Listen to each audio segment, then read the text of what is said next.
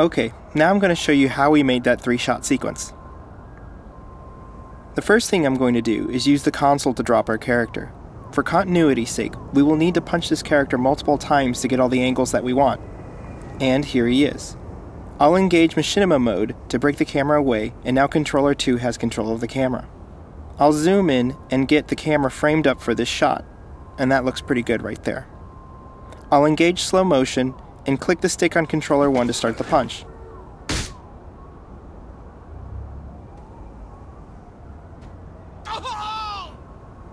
So that is shot 1. The NPC will stand back up because I know he takes 2 hits before he'll die. And I'll pause the gameplay as I set up the next shot. I do this because our NPC will run away after being hit once.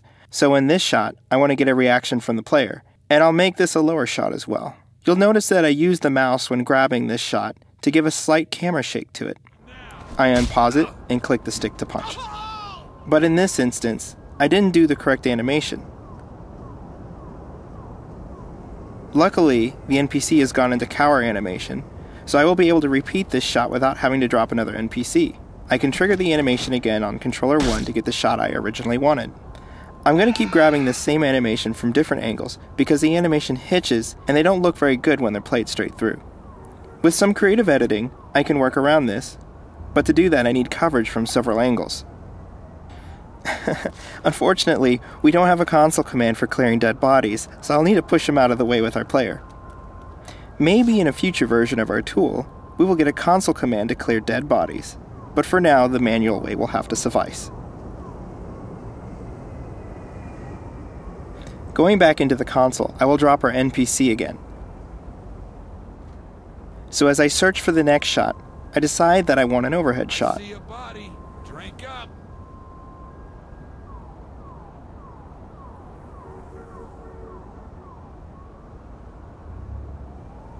I'll have to wait for my debug message to go away, as I am changing modes on the camera while moving around.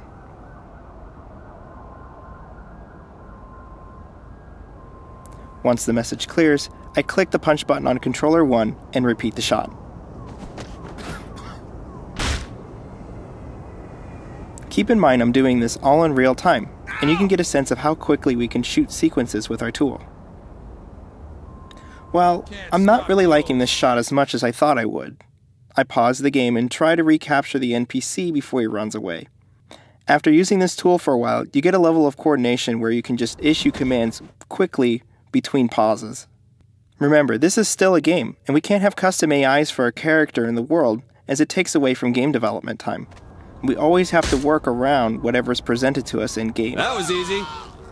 So my shot is set up, I unpause the game, and I use the mouse for camera shake and watch the faceplant.